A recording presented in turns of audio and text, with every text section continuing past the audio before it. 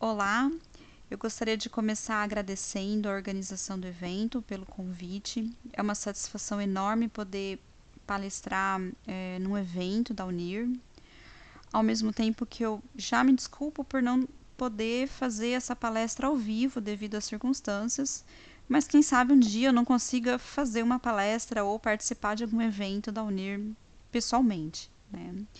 Bom, meu nome é Lara, eu sou professora da UFSC de Blumenau e eu queria contar um pouquinho para vocês do trabalho que a gente tem feito com pontos quânticos de carbono na nossa instituição, né?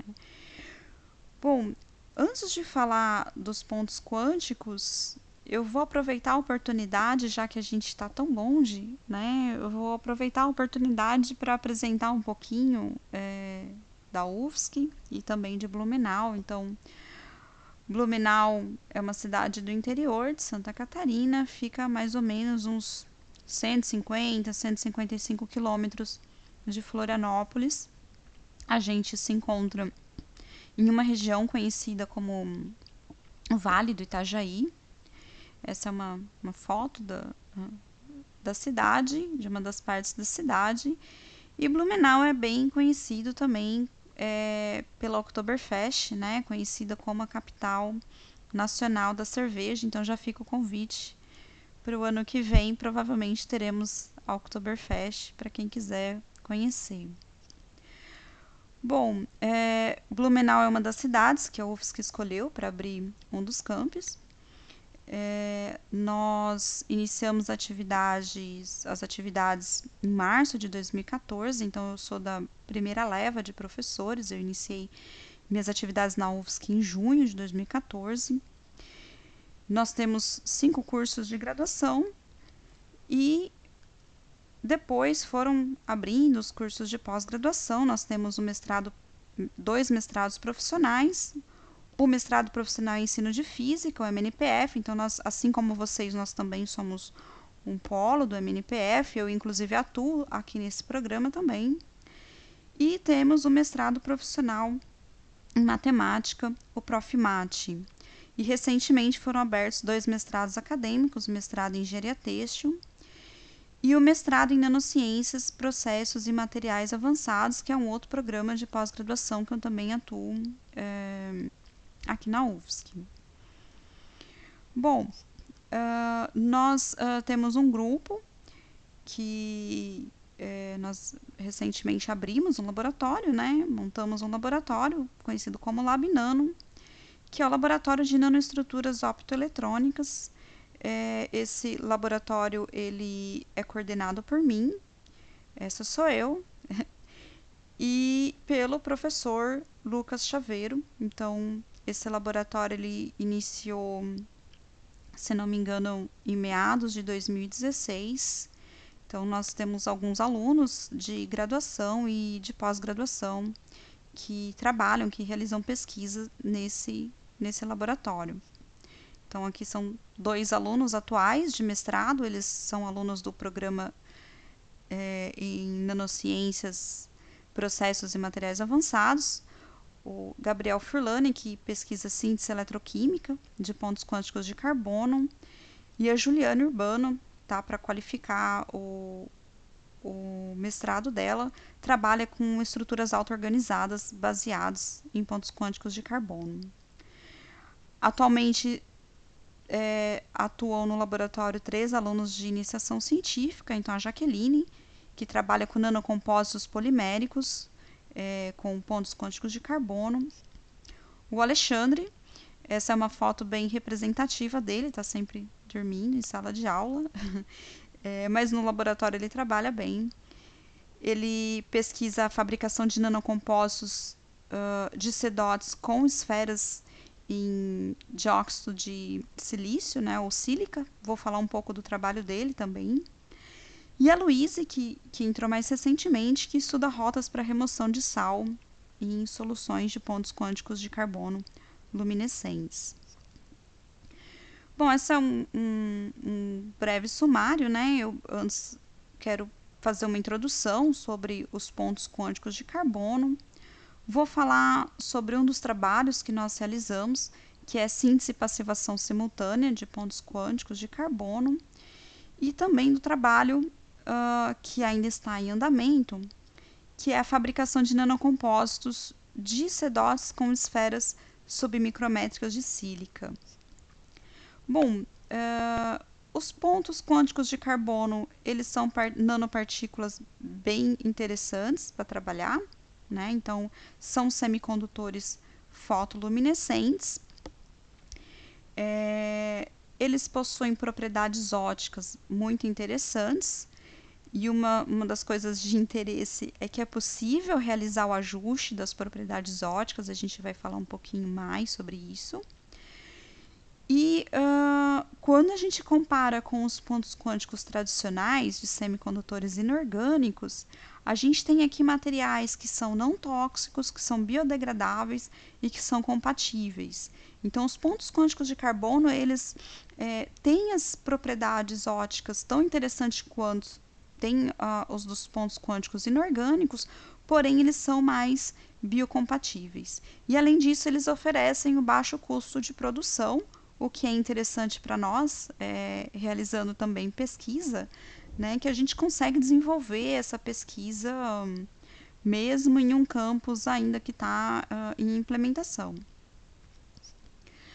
Bom, algumas das propriedades ópticas dos pontos quânticos de carbono é a fotoluminescência. Então, a fotoluminescência é a emissão de luz de um material quando ele está sob excitação óptica. Então, aqui é só um esquema bem simples sobre o fenômeno de fotoluminescência. Eu não sei se tem alunos da graduação assistindo ou alunos da pós, então me perdoem se eu estiver falando algo que é muito básico já para vocês, tá? Bom, então, sendo um semicondutor, a gente tem aqui um diagrama de banda. Então, a banda de valência, a banda de condução e aqui o gap de banda, né? Então, em um semicondutor, o gap vai até mais ou menos uns 3 eletronvolts. Quando há incidência de luz, então imagina um fóton incidente, esse fóton ele é absorvido por um elétron que está na banda de valência. O elétron absorve esse fóton, ele ganha energia e vai lá para a banda de condução. Ele vai para um estado mais excitado da banda de condução, né? Acaba decaindo para um estado fundamental, através de perdas não radiativas, né? Que envolve a vibração da rede, emissão de fônons e daí vai. E passa a ocupar um nível de um estado, né, menos energético. Esse elétron, depois, ele volta para a banda de valência, né? Ele vai recombinar com um buraco, que é uma partícula que forma na banda de valência depois que ele vai para a banda de condução. Então, quando ele volta para a banda de valência, ele emite um fóton que tem a diferença de energia da onde ele estava, né, do nível energético que ele estava até o nível que ele passa a ocupar. Então, nessa situação, veja que o fóton emitido normalmente tem energia menor do que o fóton absorvido, né? Bom, a energia dos fótons emitidos vai depender, então, do gap do material, né? No caso aqui do gap de energia do CDOT e do nível de energia do estado fundamental, então, que é esse estado aqui. Por isso, dependendo desses fatores, é possível obter luz sendo emitida pelos DOTs, né? Desde ali do ultravioleta até perto do infravermelho ou do vermelho, né? Ainda no visível. Bom, mas eu estou falando que, então, a cor, né, que é a energia que eles emitem, depende do gap e do nível de energia. Mas do que será que depende o gap e do que será que depende o nível de energia? Bom, é claro que a energia de emissão vai depender do tamanho dos DOTs, porque essa é uma das manifestações dos efeitos quânticos que ocorrem na nanoescala, né? Então, isso é um efeito de quantização. Vamos ver um pouquinho melhor. Então, aqui representa um DOT maior, né? Aqui a banda de condução com seus níveis quantizados e aqui a banda de valência com seus níveis quantizados. Quando o tamanho do DOT ele é grande, né? Aqui, grande, imagina, perto de uns 20, 30 nanômetros, o gap ele é menor, tá? Em comparação com os outros que eu vou mostrar. Então, se um gap de energia é menor, a energia emitida pelo fóton é menor, então ela está lá perto do vermelho. Se a gente reduzir o tamanho desse DOT, o que vai acontecer? Os níveis de energia aumentam, então o gap aumenta, os níveis quantizados aumentam. Isso é um efeito da quantização, né? Isso é fácil olhar se a gente for lá para o caso do elétron numa caixa, por exemplo. Reduz o tamanho da caixa, o nível do elétron, o nível de energia, né, que os elétrons podem ocupar, eles aumentam. Então aqui é a mesma coisa. Então o efeito de quantização faz com que tanto o gap de energia quanto os níveis quantizados eles aumentam. Se eles aumentam, essa diferença de energia aumenta, então o fóton emitido tem uma energia maior. Então, aqui no caso, no verde. Se a gente continuar reduzindo o tamanho das nanopartículas, o deslocamento ainda é maior, a diferença de energia fica maior e aí vai deslocando para o azul. Tá?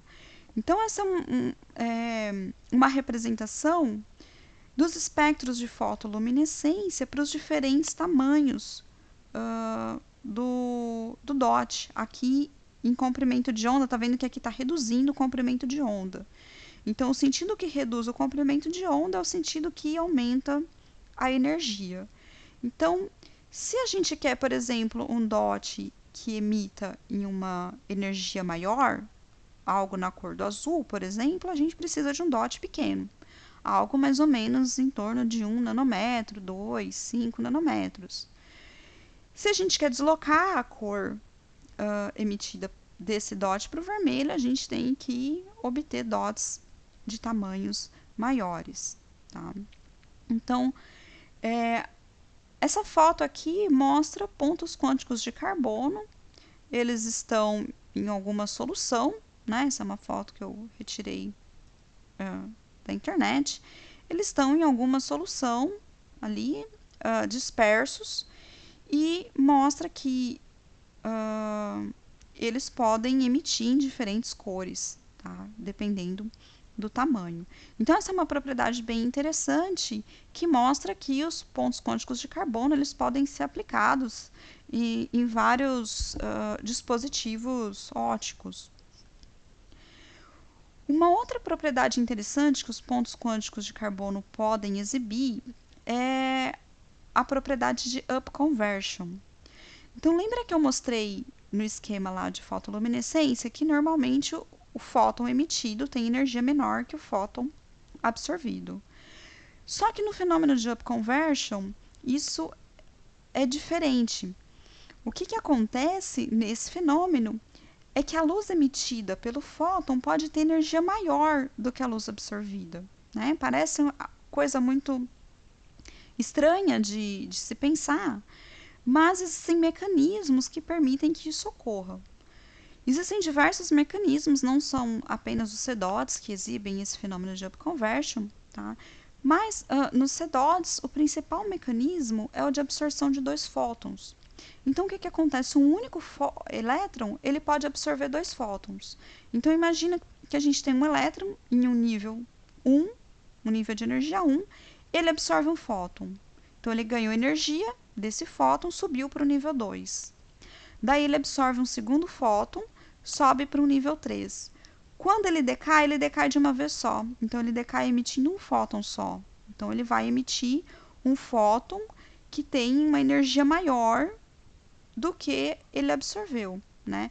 Se ele não tiver nenhuma perda energética por vibração, por exemplo, esse fóton aqui tem que ter 2 vezes a energia do fóton absorvido. Normalmente isso não acontece porque existe sempre alguma perda não radiativa. Tá?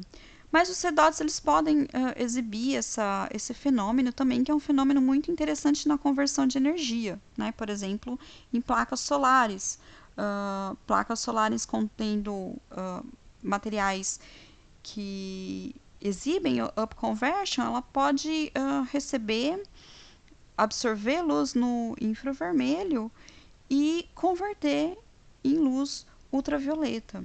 Tá? Então, essas propriedades e outras mais propriedades óticas dos pontos quânticos de carbono permite que eles sejam bons candidatos para uma variedade enorme de aplicação, como, por exemplo, placas fotovoltaicas, sensores de luminosidade, dispositivos emissores de luz, né, os LEDs, as televisões, já tem, né, televisões de pontos quânticos, e também várias aplicações em bioimageamento, lembrando que os pontos quânticos de carbono são biocompatíveis. Então, eles podem ser aplicados para fazer imagens. Bom, estou falando sobre os pontos quânticos de carbono, mas eu ainda não apresentei eles, né? Primeiro eu estou vendendo de que eles são interessantes. Então, são partículas quase esféricas. Os diâmetros, na literatura, isso é meio controverso, né? Há literatura que diz que é inferior a 100 nanômetros, em algumas literaturas que é inferior a 30 nanômetros. E é uma partícula do tipo casca-núcleo, né? Do tipo core shell. Então, ele tem um núcleo aqui, o núcleo do ponto quântico de carbono. Ele exibe uma estrutura grafítica, então ele tem ligações do tipo sp2 e sp3, e ele está envolto em uma casca. Essa casca aqui, ela possui moléculas, né, ou grupos agregados na superfície, pode ter vários grupos agregados.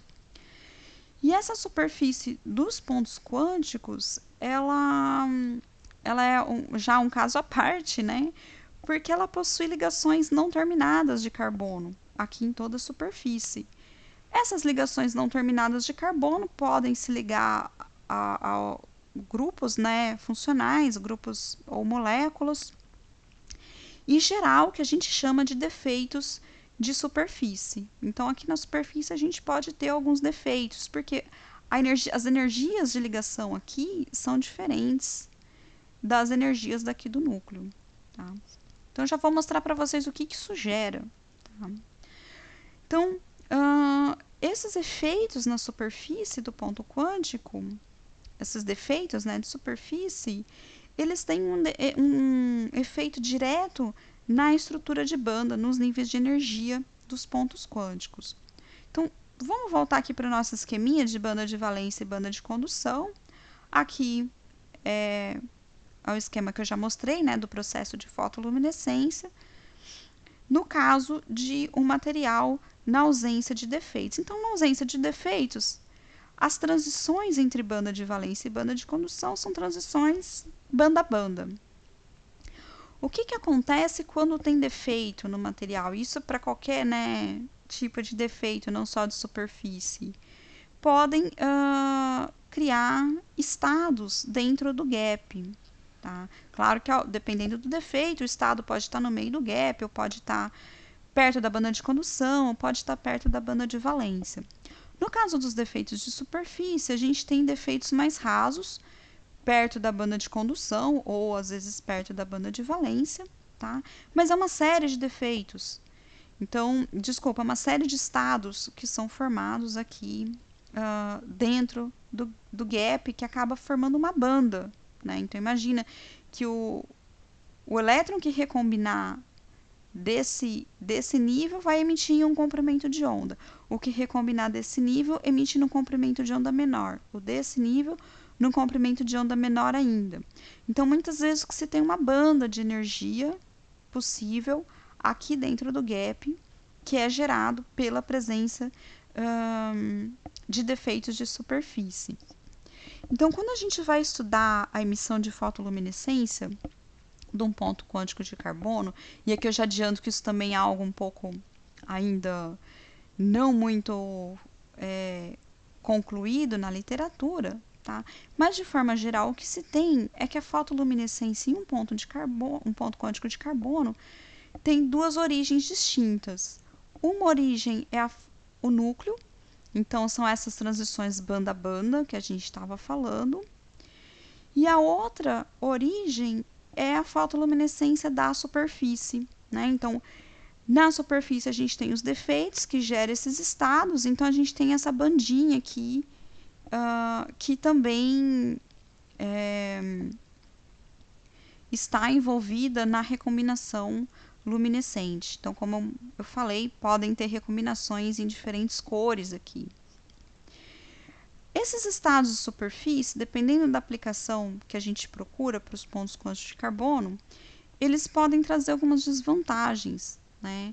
Então, por exemplo, a gente pode ter uma baixa intensidade de emissão, porque os elétrons fotogerados aqui da banda de valência para a banda de condução, eles enfrentam uma concorrência, né, entre os canais de recombinação, que ele pode recombinar tanto por esse canal banda a banda, quanto por esses canais de estado de superfície. Então, a intensidade da emissão acaba sendo mais baixa. Eu vou mostrar depois para vocês. Isso acaba gerando um espectro largo de emissão. Então, se você quer que seus pontos quânticos de carbono emitam em uma cor só, por exemplo, você precisa eliminar esses estados de superfície, porque isso aqui você vai ter uma emissão em diversas cores, tá? E esses estados também, eles trazem uma tendência à aglomeração, porque fica com muita energia superficial nas partículas e elas acabam se aglomerando. Então, uma partícula atrai a outra e eles se aglomeram. Esse é um problema muito grande que existe não só em pontos quânticos, como em várias nanopartículas, né, coloidais, elas acabam se aglomerando. Então, é interessante, muitas vezes, eliminar esses estados de superfície. Como é que se elimina isso? Se elimina passivando a superfície. Então, esse é um processo que se chama passivação superficial, né? Onde esses estados aqui, eles são removidos. E aí a gente passa a ter, num caso ideal, apenas a emissão banda a banda. Existem diferentes rotas de passivação. Essas rotas normalmente usam ácidos ou solventes orgânicos de toxicidade alta, tá? Ou polímeros também, que podem ter alguma toxicidade. E tem vários problemas associados a esses processos de passivação, né? São métodos bem complexos, bem demorados, e que muitas vezes prejudicam a biocompatibilidade dos pontos quânticos e podem também aumentar o tamanho das partículas, ou às vezes até deixar eles não monodispersos. Você acaba tendo pontos quânticos de tamanhos diferentes uns dos outros, o que também não é bacana, porque a gente viu que pontos quânticos de tamanhos distintos emitem cores distintas. A proposta desse trabalho que a gente fez, que eu quero apresentar para vocês, foi, né, utilizar um solvente de baixa toxicidade, no caso um solvente orgânico, que é a acetona, tá? Então, a gente incorporou a acetona direto no processo de síntese. Então, esse é um processo bem simples e bem rápido, que é um processo de síntese e passivação simultânea, tá? Vou mostrar como que a gente fez isso.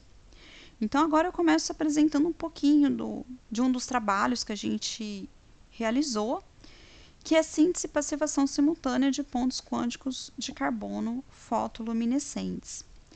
Então, a gente sintetizou os pontos quânticos por um método chamado de síntese eletroquímica, né? Então, aqui tem uma solução aquosa. Então, na verdade, esse trabalho a gente sintetizou os pontos quânticos em água e depois em água com acetona. Então, aqui tem uma solução aquosa e aqui a gente tem eletrodos de grafite. Para quem não conhece o método de síntese eletroquímica, normalmente a solução é uma solução eletrolítica que tem uma condutividade elétrica alta, porque a gente aplica uma diferença de potencial aqui Então, a gente precisa que haja uma corrente entre os dois eletrodos, tá? Então, esse eletrodo aqui, ele é conhecido como cátodo, ele vai receber elétrons, e esse eletrodo aqui é o ânodo, que ele doa elétrons, então ele se oxida. Como a gente está usando ou água com acetona, que tem condutividade elétrica baixa, a gente precisou aplicar uma baita diferença de potencial. Então, a gente usou aqui 30 volts, que é um valor muito alto para uma síntese eletroquímica. A síntese eletroquímica normalmente vai 3, 7 volts, já é bastante coisa. Então, esse eletrodo de grafite tem ligações carbono-carbono. Quando a gente aplica a diferença de potencial, essas ligações entre os átomos de carbono começam a se romper, né?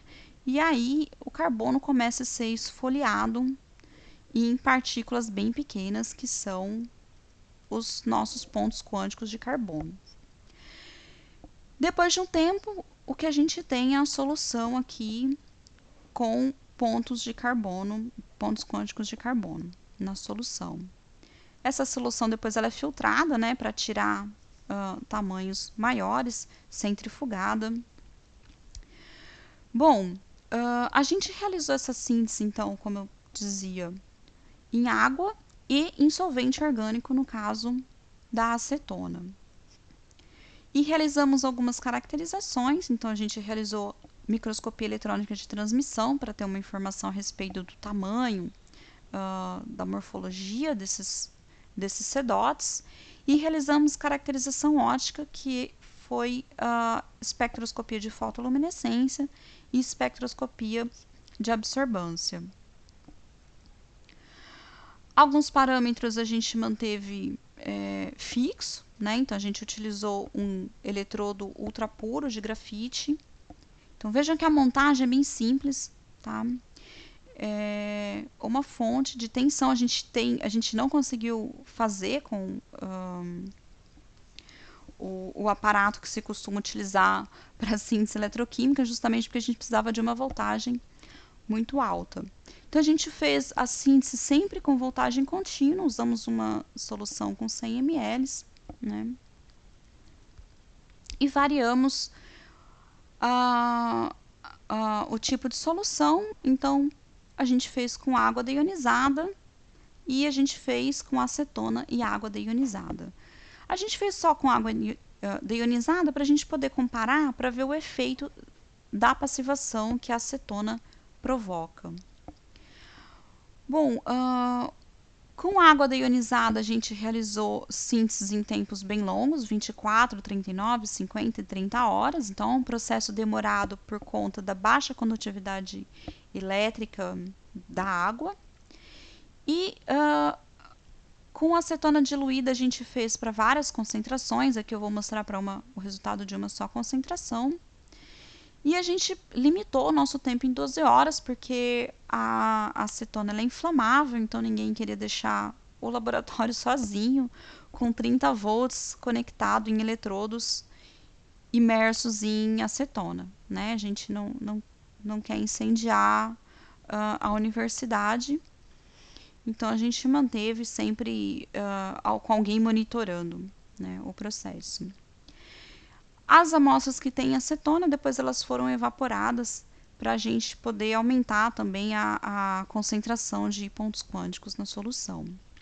Então, aqui é só mostrando para vocês a solução em água, com diferentes tempos de síntese. Então, obviamente, a gente vai obtendo uma solução mais concentrada, até aqui com 70 horas a solução está bem concentrada. Bom, essa é uma foto do nosso aparato para realizar fotoluminescência. Então, vejam que é uma montagem bem simples, né? Essa é uma mesa ótica homemade. Os próprios alunos de iniciação científica que confeccionaram. Esse é um espectrômetro compacto da Thor Labs. É um porta-cubeta, né? Então, aqui tem um laser incidindo na cubeta. Então, a luz emitida pelos CDOTs, ela é coletada, aqui tem conectada à fibra ótica, tem uma lente colimadora, né, que vai colimar a luz para dentro da fibra ótica, que vai ser analisada pelo espectrômetro. Bom, vou mostrar para vocês alguns resultados da síntese em água. Primeiro, para a gente entender as características da fotoluminescência dos CDOTs. Então, aqui desse lado, eu mostro espectroscopia de fotoluminescência, aqui de absorbância. Então, veja que nos espectros de fotoluminescência, a gente consegue identificar duas emissões principais, uma que a gente chamou de E1 e outra que a gente chamou de E2. Isso para a excitação de 405 nanômetros. Então, E1, está vendo que está em comprimento de onda menor, implica energia maior. Veja que não é para todos os tempos que a gente obteve, mas para alguns a gente consegue observar que E1, embora tenha uma intensidade menor, ele é mais estreito, tá? Então, a gente associa essa emissãozinha aqui com as transições banda a banda lá do núcleo, dos pontos quânticos. E essa emissão larga, que está em menor energia, ela já está associada às emissões da superfície. Então, foi como eu falei para vocês, a gente já tem uma banda, né, de emissão. Bom, ainda analisando a síntese em água pura, a gente tem o espectro de absorbância e a gente consegue ver dois ombrinhos aqui no espectro de absorbância. Esse primeiro aqui está relacionado às ligações aromáticas dos átomos de carbono, né? E essa aqui já está relacionada às ligações de carbono com outros grupos.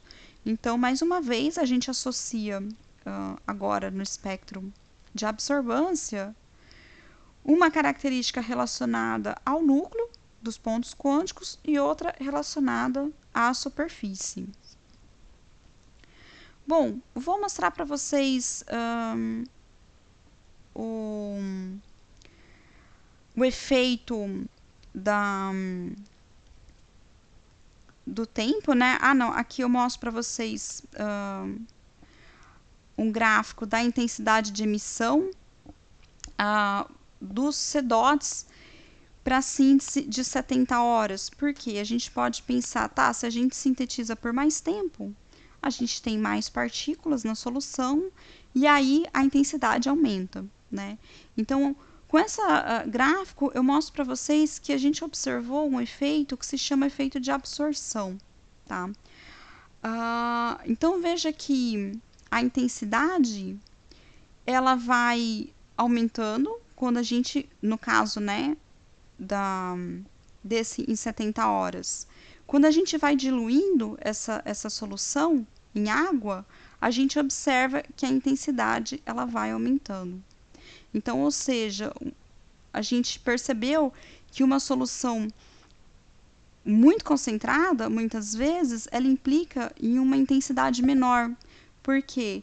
Porque existe nos pontos quânticos o efeito de absorção. O que acontece? Um ponto quântico emite fotoluminescência e o ponto quântico vizinho ele absorve, né? Então, a fotoluminescência fica entre os próprios vizinhos. Então, a gente utilizou isso para conseguir estimar qual que era o tempo melhor para a síntese. E com isso a gente estimou que o melhor tempo para a síntese de pontos quânticos em água era de 50 horas. Tá? Então, por isso, a gente escolheu essa síntese em 50 horas para poder comparar com a síntese do ponto quântico em acetona. Então, aqui eu trago uma comparação da fotoluminescência que eu obtenho, essa curva preta, né, da síntese do ponto quântico com acetona e da síntese do ponto quântico em água pura. Tá? Então, veja que quando eu sintetizo com acetona, aquele pico E1 que era baixinho, ele fica mais estreito e ele fica mais intenso, né?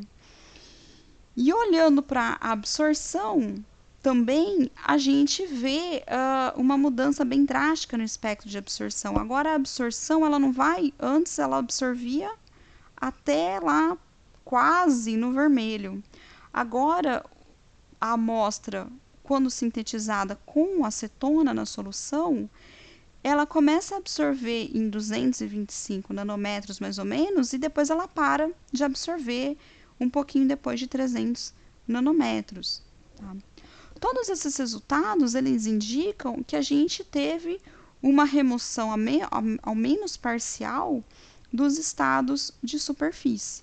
Né? Então, a gente conseguiu favorecer essa emissão E1. Então, agora a emissão E1 ela é mais intensa um pouquinho que a emissão E2. Aqui ela está bem mais resolvida. E a gente conseguiu diminuir a banda de absorção óptica dos pontos quânticos de carbono. Tá? Então, essa é um indício de que a gente teve uma passivação parcial. Eu digo parcial porque a gente ainda tem aqui uma contribuição, né, de E2. Ele está mais estreito, está deslocado, porém, ele é parcial. Tá? Uma outra característica interessante foi esse deslocamento, né, do pico E2 aqui.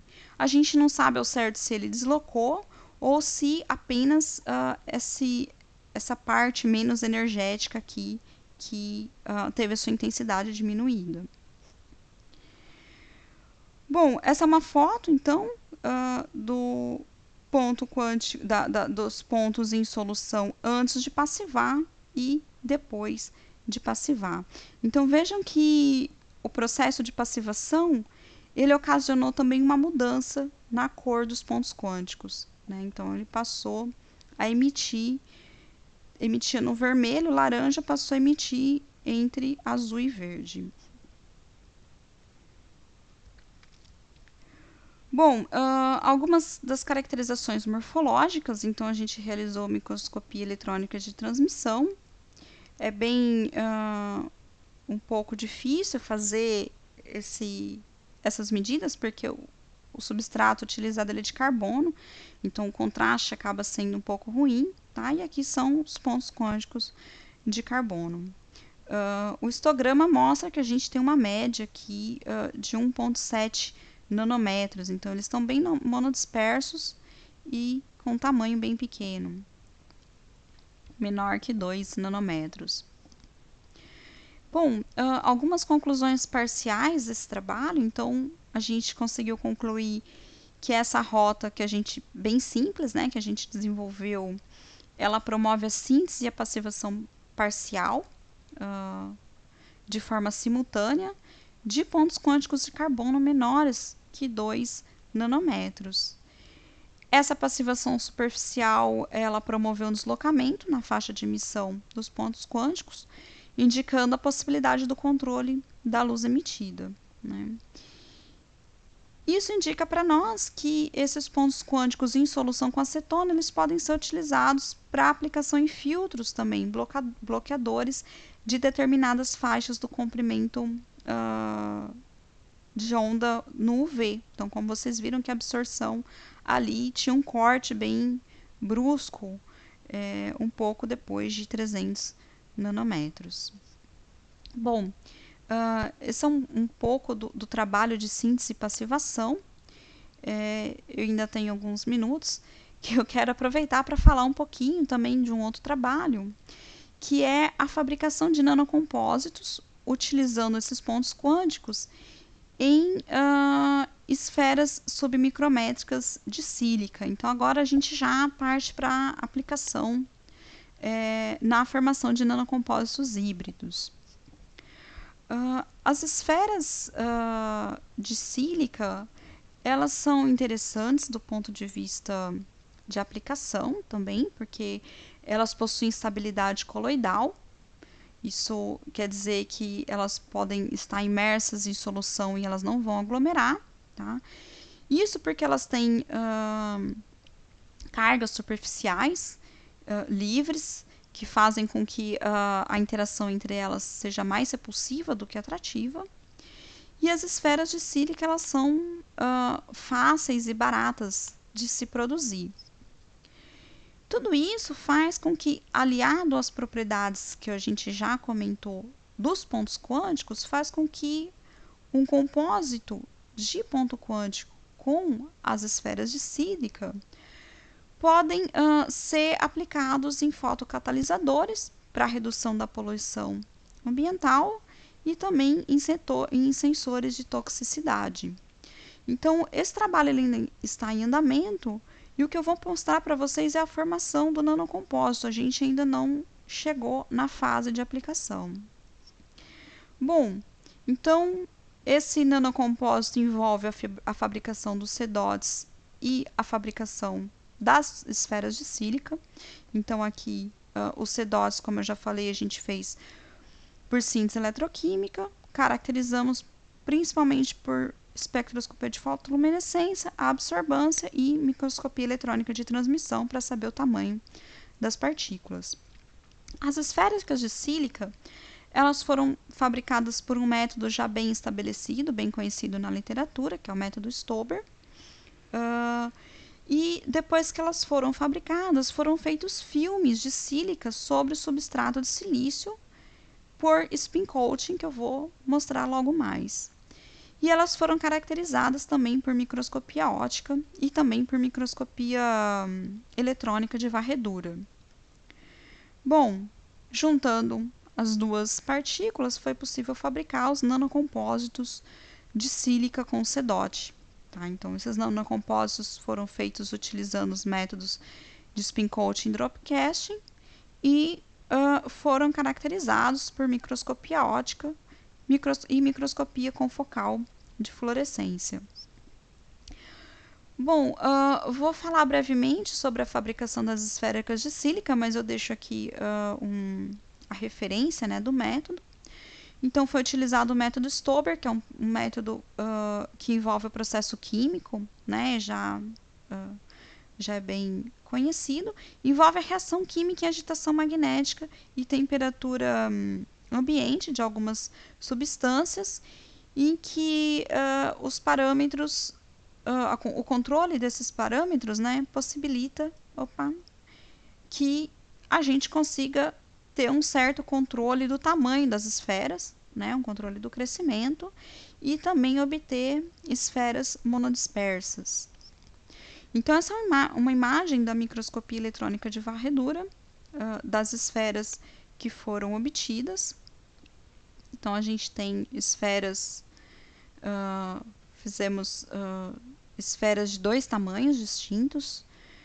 Em uma síntese, obtivemos esferas de aproximadamente 400 nanômetros e na outra síntese de 600 nanômetros. Bom, como que se fabricou isso? Então, uma vez que a gente tem a solução com o dióxido de silício, com a sílica, né, essa solução está diluída em água. Então, a gente pinga essa solução em um substrato de silício. O silício ele é previamente tratado, é feito um trabalho de oxidação do silício para que ele fique hidrofílico, né? Senão ele vai ser hidrofóbico, a gente não vai conseguir depositar a solução. Então, pinga essa solução de sílica com água no substrato de silício. Ele está preso em uma plataforma rotativa, né? Esse é o equipamento de spin coating. E a gente liga a rotação, então ele vai rotacionar até que essa solução evapore e a gente obtém um filme aqui. Então, como eu vou mostrar pelas imagens, o que a gente obteve é um filme principalmente de monocamadas de silício. Tá? E a gente observou que as esferas, de sílica, né? As esferas de sílica, elas se arranjaram do tipo de estrutura hexagonal compacta. Então, essa é uma imagem de microscopia óptica obtida do filme, né, 50 vezes. Se a gente aproximar, a gente consegue ver que tem algumas cores distintas. Essas cores, elas vêm do efeito de interferência óptica, né? Elas contam para nós que nós temos espessuras distintas aqui sobre o substrato. Essas espessuras, elas indicam que nós temos camadas diferentes. Então, a gente pode ter aqui, por exemplo, múltiplas camadas de sílica sobre o substrato. E essa parte mais escura, que são partes bem grossas, né? Quer dizer que são clusters que se formaram. Vamos dar uma olhadinha um pouco mais de perto, com uma ampliação de 1000 vezes, né? A gente consegue associar a cor, né, o padrão de cor, com o número de camadas obtidas sobre o substrato. Então, aqui o azul, que indica uma espessura bem pequena, a gente tem uma monocamada. O rosa, a gente tem uma bicamada. E aqui mais para amarelo, a gente já vai tendo múltiplas camadas. E essa parte aqui, bem lisinha, né, bem mais clara, já é o substrato puro de silício. Bom, mas o que a gente quer... Ah, sim, aqui a gente tem uma imagem de microscopia eletrônica de varredura, né? Se a gente olhar mais de perto, a gente consegue identificar a estrutura hexagonal compacta. Tudo muito bonitinho para o filme de sílica, mas o que a gente quer não é o filme de sílica, mas assim a gente quer o nanocompósito de sílica com ponto quântico. Então, o que a gente fez, depois de fabricar a sílica, o filme, né, de sílica sobre o substrato, a gente depositou agora uma solução de pontos quânticos de carbono com água. E fizemos o mesmo processo, né, de rotacionar no spin coating e obtivemos um compósito de dióxido de silício, de sílica, com os pontos quânticos de carbono. Tá? O que nós obtivemos, aqui se a gente está representando essas esferas maiores por sílica, o que nós obtivemos foi que os pontos quânticos de carbono eles passaram a ocupar os interstícios das esféricas de sílica. Tá? Então, eles ficaram acomodados nas esferas de sílica. Então, nós temos a imagem de microscopia óptica, né? Mais uma vez, através da análise das cores por interferência óptica, a gente consegue fazer algumas identificações. Então, aqui nessa região, o que a gente tem é apenas as esféricas de sílica. Aqui a gente tem já um excesso de pontos quânticos de carbono, muito provavelmente devido ao processo de rotação. E aqui a gente tem os nanocompósitos, que são os CDOTs com as esferas de sílica. A gente consegue ter certeza disso, principalmente quando a gente vai olhar a imagem de microscopia confocal de fluorescência. Tá? Então, veja que a gente tem a emissão fluorescente em diversas regiões, em regiões grandes dos substratos, que indica a presença dos pontos quânticos de carbono, porque a sílica ela não emite fotoluminescência. Então, essas regiões aqui, elas indicam os pontos quânticos sobre as monocamadas de sílica, essas partes aqui. Já essas partes mais escuras, a gente consegue associar com os pontos quânticos junto, eu não vou dizer sobre, né, porque eles estão nos interstícios, mas é do nanocompósito mesmo dos pontos quânticos com a bicamada de sílica. O que acontece, por que eles estão mais escuros, é que no caso da bicamada, então imagina, a gente tem uma monocamada, a gente tem os pontos quânticos nos interstícios, os pontos quânticos eles emitem a fotoluminescência, só que essa fotoluminescência ela acaba sendo parcialmente bloqueada ou ainda absorvida pelas esferas de sílica, né? Eu não mostro aqui para vocês por causa do tempo, mas a gente realizou também um estudo com propriedades elétricas, com medidas de impedância, que mostra que a gente de fato teve um acoplamento dos pontos quânticos de carbono com as esferas de sílica. Esse trabalho ele está em andamento, então as conclusões que nós temos são preliminares, né, que nós obtivemos esferas monodispersas de sílica com 403,613 nanômetros de diâmetro.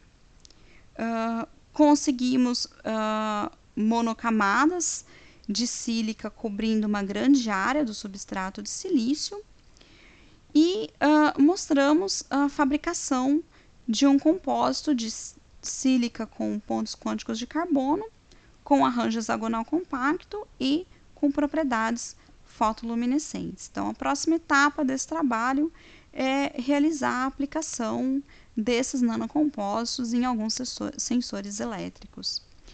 Bom, deixo aqui o meu agradecimento à Fundação de Amparo de Pesquisa e Inovação do Estado de Santa Catarina, a FAPESC, ao CNPq e ao Instituto Nacional de Eletrônica Orgânica. Agradeço também a atenção de vocês, agradeço mais uma vez o convite e a oportunidade e deixo aqui o meu contato, caso alguém queira conversar sobre o trabalho ou tirar alguma dúvida. Até mais!